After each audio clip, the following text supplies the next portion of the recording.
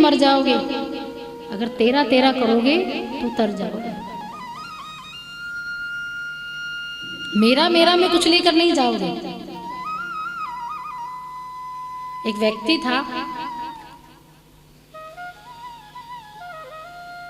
बड़ा प्रतिष्ठित सम्मानीय व्यक्ति, समाज में रुतबा सब जानते पहचानते, लेकिन अक्सर जो बड़ा व्यक्ति होता है उसमें अभिमान का वर्चस्व ज्यादा होता है। लेकिन उस व्यक्ति में जरा सा भी नहीं था।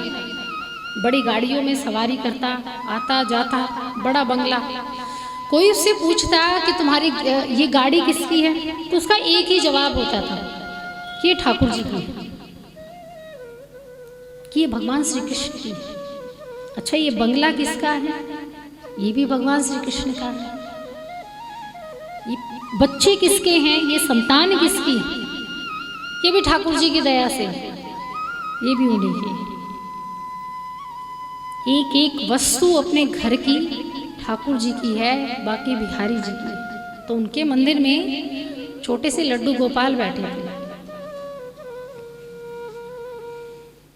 किसी ने मंदिर में जाकर पूछा कि अच्छा, ये लड्डू गोपाल किसके हैं? उस व्यक्ति ने बड़ा प्यारा और सुंदर जवाब दिया, कहा सब कुछ ठाकुर जी का है, सब कुछ वृंदावन बाकी बिहारी लाल का है, लेकिन इस घर में केवल यही एक वस्तु है जो मेरी है और बाकी सब उसका है। तो कितना अच्छा भाव है ये तेरा तेरा वाला भाव है कि सब कुछ ठाकुर जी का है। ये मान, पद, प्रतिष्ठा, गाड़ी, बंगला, ये नौकरी पेशा, सब कुछ ठाकुर जी का है, लेकिन एकमात्र ये छोटे से जो लड्डू गोपाल है ये मेरे हैं।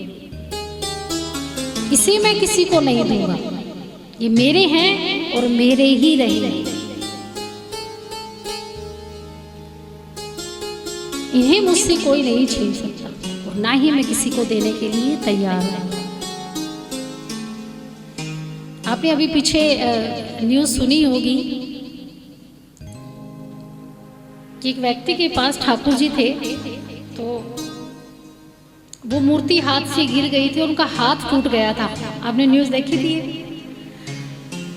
तो उस व्यक्ति ने इमरजेंसी डॉक्टर के पास पर्ची कटवाई और लाइन में लगा, क्योंकि इमरजेंसी अभी कई बार वार्ड, अब कोरोना का समय है तो इतनी लंबी लाइन में भी उसको बाद तक खड़ा रहना पड़ा और हाथ पर प्लास्टर बंधवाने आया था ठाकुर जी ने।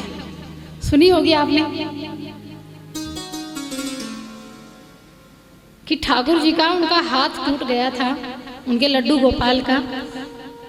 तो लड्डू गोपाल को हाथ में उठाए और रोते हुए वो लाइन में लगे, इमरजेंसी पर्ची भी कटवाई और फिर उनको लेकर हॉस्पिटल गए। डॉक्टर को रोते रोते कहा कि मेरे लड्डू गोपाल का हाथ टूट गया है, इनको जरा प्लास्टर लगा दो। अब डॉक्टर ने भी समझ गए कि इनका जो भाव है वो निष्ठा वाला, वो प्रेम वाला भाव है, ये प्रतिमूर्ति वाला प्रेम नहीं है, ये आडंबर वाला प्रेम नहीं है, विश्वास वाला प्रेम है।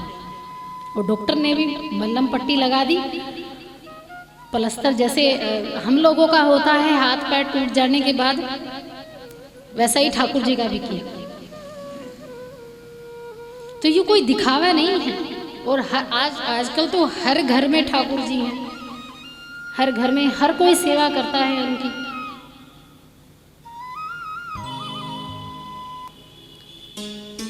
तो ऐसा ये निष्ठा भाव हनुमान जी का था अपने भगवान श्री राम के चरण कमलों के प्रति, जहां उन्हें किसी भी पद की लालसा नहीं थी, किसी पद का अभिमान नहीं था। उन्हें पता था कि अगर मैंने कोई सिंहासन प्राप्त कर लिया तो स्वाभाविक है मेरे अंदर घमंड आएगा ही आएगा। अगर मैं सब कुछ ठुकरा दूं, भगवान श्री राम के चरणों को प्राप्त कर लूं, तो इस जीवन का कोई भी दुख मेरे पास नहीं आ सकता। ऐसा विश्वास हनुमान जी का भगवान श्री राम के प्रति था। और हनुमान जी महाराज ने केवल एक ही चरण नहीं, भगवान श्री राम के दो चरण प्राप्त किए थे। एक ही भगवान श्री राम से कहते हैं कि प्रभु मुझे इन चरणों से दूर मत करो, मेरी सारी संपत्ति ले लो लेकिन मेरी भक्ति मुझे दे दो, मुझे इन चरणों का दास रहने दो, मैं इन चरणों का दास रहना चाहता हूँ, मुझे इनसे दूर मत करो। अगर मैं इनसे दूर हो गया, अगर ये भक्ति मुझसे चली गई तो मैं जीवित नहीं रह पाऊंगा। और इसी के कारण जो हनुमान जी महाराज थे वो कभी भी भगवान श्री राम के साथ साकेत धाम नहीं गए। त्रेता युग में जब भगवान श्री राम की लीलाएं समाप्त होने लगी तब भगवान श्री राम ने कहा कि चलो हनुमान मेरे साथ चलो, तुम्हें भी मेरे साथ जाना है। हनुमान महाराज ने कहा कि प्रभु मुझे ये बताइए, क्या साकेत धाम में आपकी कथाएं हैं?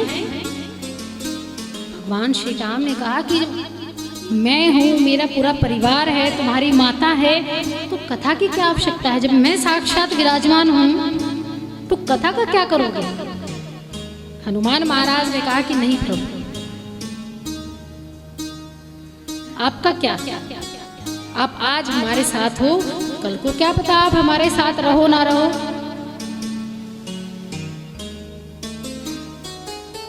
लेकिन एकमात्र जो आपकी कथाएं हैं वो ऐसी है कि जगह जगह जब होगी तो मैं वहां पहुंच सकता हूं, लेकिन आप वहां नहीं आ सकते। कलयुग में आपका दर्शन देना दुर्लभ है, लेकिन कथाएं होना सुलभ है, इसलिए मैं आपके साथ नहीं जा सकता। इसलिए 5 जो ऐसे पात्र हैं जो हमेशा से अमर रहे हैं, जिन्होंने भगवान के लीलाओं को सुनने के लिए, उनके चरित्र का दर्शन करने के लिए पृथ्वी लोक को चुना।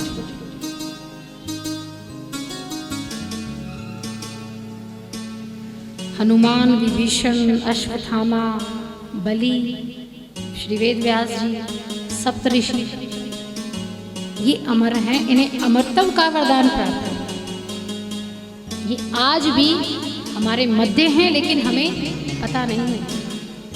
और जहाँ राम कथाएं होती हैं, जहाँ रामचरितमानस का पाठ होता है, जहाँ सुंदरकांड का पाठ होता है, वहाँ कहते हैं कि हनुमान जी महाराज जरूर विराजमान होते हैं, वहाँ वो जरूर आते हैं। राम कथा एक जगह हो चाहे 70 जगह हो, 70 जगह हनुमान जी अपना विग्रह रूप छोड़ देते हैं और सब जगह से कथा को ग्रहण करते हैं। ऐसे हनुमान जी महाराज हुए। माताएं सिंदूर लगाती है ना पति की लंबी आयु के लिए, ऐसे ही एक बार माता सीता आईने में बैठकर सिंदूर लगा रही थी। वो यहाँ से लेके और पीछे तक, यहाँ तक चोटी तक भरते हैं। जैसे आपने झारखंड का एरिया है, छत्तीसगढ़ का एरिया है या बिहार का एरिया, हम तो यहाँ लगाया और कई बार तो दिखाई भी नहीं देता, बस वो एक टकारी ऐसी लगा देते हैं कि दूसरा देख ना पाए कि हम शादीशुदा। जहाँ सिंदूर यहाँ लगाया और यही खत्म हो जाता है। लेकिन जो बिहार की महिलाएं हैं, आपने छठ मैया की पूजा होती है तब खासकर आपने देखा होगा, यहाँ से शुरू होता है और यहाँ जाकर खत्म होता है ना। एक बार माता सीता मांग भर रही थी आईने में बैठकर। हनुमान जी महाराज तो है ही भोले, वो साक्षात महादेव जी का अवतार हैं। हनुमान जी महाराज ने माता सीता से पूछा कि मैया ये क्या कर रही हो, इसके करने से क्या होगा? तुम यहाँ से लेके यहाँ तक लगाती हो, हर रोज लगाती हो, क्यों लगाती हो? तो माता सीता ने कहा कि हनुमान, ये जो सिंदूर है ये पति की लंबी आयु के लिए है। जब हम सिंदूर लगाती हैं तो हम अपने पति को दीर्घायु प्रदान कर रही हैं, इसका सूचक है। हनुमान जी महाराज की ये बात मन में बैठ गई। अब उनके प्राण स्वामी कौन है? श्री राम जी। सीता के प्राण स्वामी कौन है? श्री राम भगवान। अब हनुमान जी ने सोचा, मन में विचार करने लगे, जब माता सीता के सिंदूर सिर्फ इतने से भाग में, और वो भी थोड़े से बालों के हिस्से में लगाने से जब भगवान की आयु इतनी लंबी हो सकती है, तब मैं ऊपर से लेके नीचे तक सिंदूर में डूब जाऊं, तब तो भगवान आजीवन अमर हो जाएंगे। फिर भी अपने बारे में नहीं सोचा, भगवान के बारे में सोचा। वही हनुमान जी सिंदूर उठा लाए कहीं से और ऊपर से लेके नीचे तक सिंदूर में नहा लिए। माता सीता ने पूछा, अरे ये क्या कर रहे हो? कहा, मैया जब आप इतना छोटे से स्थान पर जब इतना थोड़ा सा सिंदूर लगाकर भगवान की आयु बढ़ा सकती हो, अगर मैं पूरा ऊपर से लेके नीचे तक डूब जाऊं, फिर तो भगवान इस लोक को छोड़कर नहीं जाएंगे ना, वो मेरे साथ ही रहेंगे, मुझे हमेशा दर्शन देते रहेंगे, ये मेरी इच्छा है। माता सीता हंसने लगी। कहा, हनुमान इतनी तो मैं भी भक्त नहीं हूं, इतनी सेवा तो मैंने आज तक तुम्हारे प्रभु की नहीं की, भगवान श्री राम की नहीं की, लेकिन तुम्हारे जितना बड़ा भक्त पृथ्वी लोक पर ना तो हुआ है और ना ही कभी होगा। इसलिए भगवान हनुमान जी को सिंदूर चढ़ाया जाता है, इसका यही कारण है। मंगलवार को अगर आपकी कोई मनोकामना है, उनके जो पैर उनका पत्थर पर है, हनुमान जी का एक पैर पत्थर पर है, वो शनिदेव जी हैं, उन पर जो उनका पैर रखा हुआ है, तो कभी हनुमान मंदिर में जाएं या मंगलवार के दिन जब जाएं तो उसी पैर का सिंदूर लेकर आप अपने माथे पर लगाइएगा, वो विजय का प्रतीक है। और जहां हनुमान महाराज का सुंदरकांड का पाठ होता है, जहां हनुमान महाराज की हनुमान चालीसा होती है, वहां शनिदेव का प्रकोप नहीं होता। भगवान श्री कृष्ण और भगवान श्री हनुमान जी महाराज, भूत प्रेत और शनिदेव जी इनसे दूर रहते हैं। ऐसे हनुमान जी महाराज बड़े भक्त हुए हैं, भगवान श्री राम भक्त हुए हैं।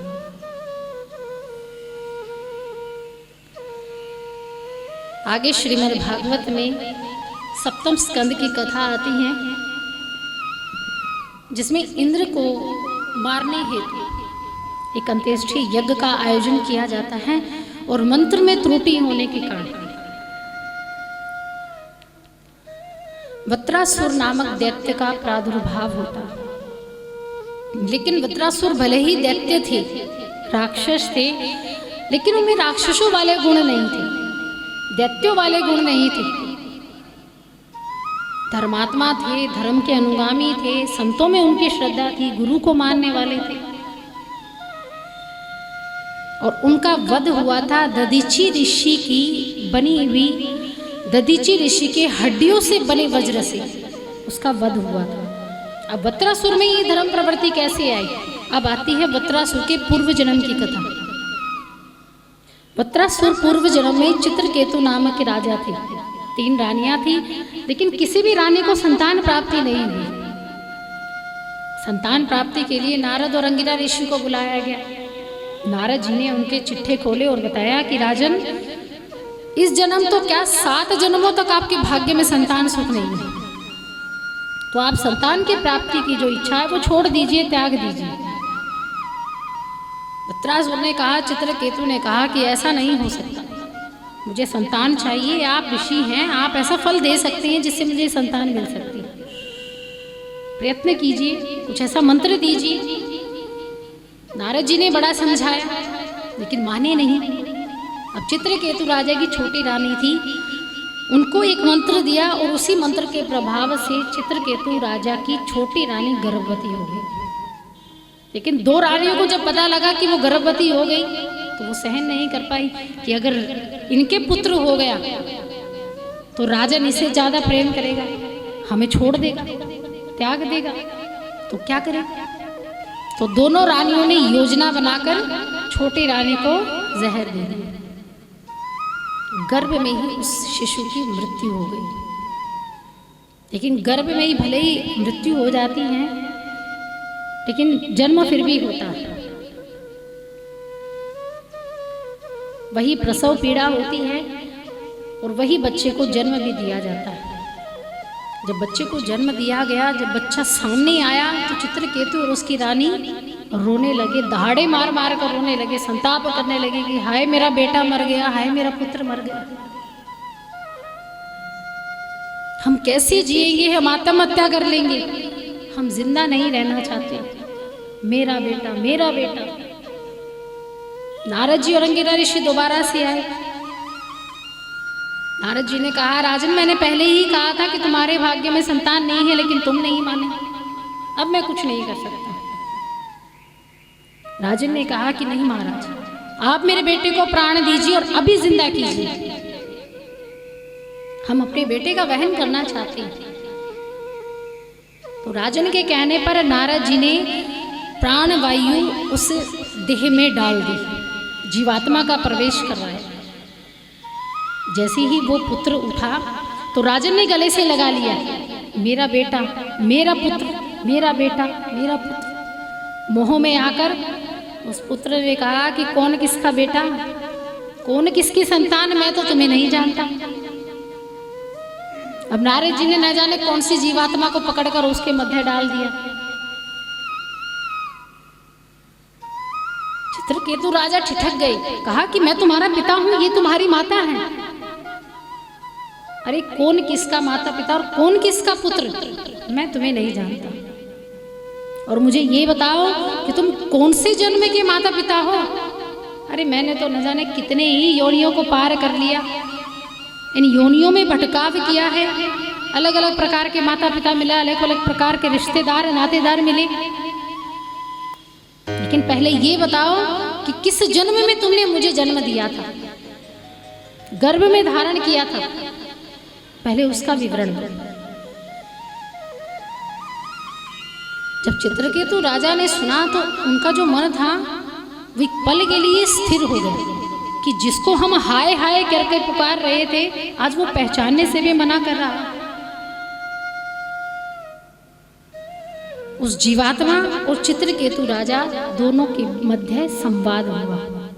संवाद हुआ, शरीर का संवाद और आत्मा के संबंध का संवाद। जीवात्मा ने कहा, राजन जो ये रिश्ते नाते बनते हैं ये बाहरी रूप और स्वरूप से बनते हैं, आत्मा से कभी किसी का संबंध नहीं होता।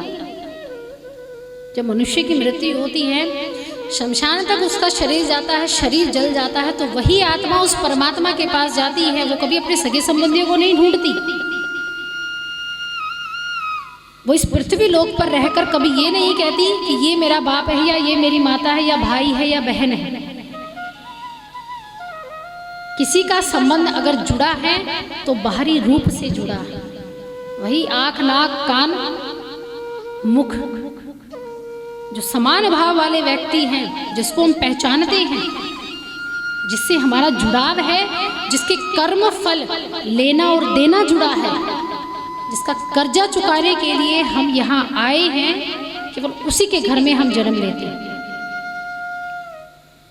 आप क्या सोचते हैं कि भले ही आपके घर में कोई संतान जब आती है, या आप जन्म लेते हैं, या आपके भाई बहन जब आपके माता पिता के साथ आते हैं, उनके गर्भ से आते हैं, तो ये कोई अनजाने में ही कार्य नहीं होता, ये सोच समझकर प्लानिंग के साथ प्रत्येक कार्य किया जाता है।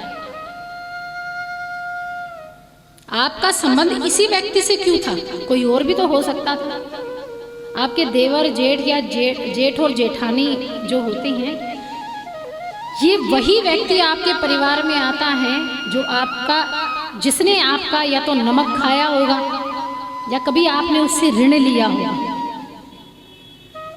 यानी प्रत्येक व्यक्ति जब पृथ्वी लोक पर आता है तो अपना कर्जा चुकाने के लिए आता है। अगर बेटा आपकी बात नहीं मानता, वो आपके खिलाफ चलता है, तो इसका मतलब आपने उसके साथ कभी ऐसा किया होगा जो आज वो उसका बदला ले रहा है।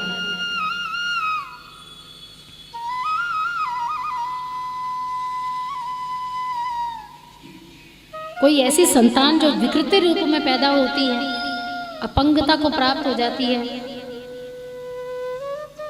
तो उसका भी कभी ना कभी आपने ऐसा गलत कार्य किया होगा जिसके कारण वो अपना बदला लेने के लिए या उपकार प्राप्त करने के लिए आपके घर में आपके गर्भ से जिसने जन्म लिया।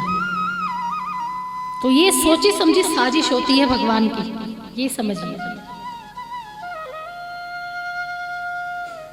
ये जो भी छोटे से छोटा बड़ा से बड़ा कार्य होता है वो प्लानिंग के साथ होता है, बिना प्लानिंग के कुछ नहीं होता। हम भले ही कभी प्लानिंग से कोई काम करे, सूची बनाकर काम करे या बिना सूची के काम करे, लेकिन उसकी प्लानिंग में कभी कोई गड़बड़ नहीं होती।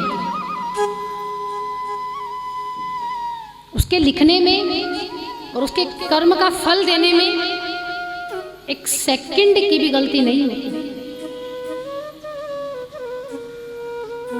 हमारे काम करने में देर हो सकती है, लेकिन उसका फल देने में अंधेर नहीं हो सकती।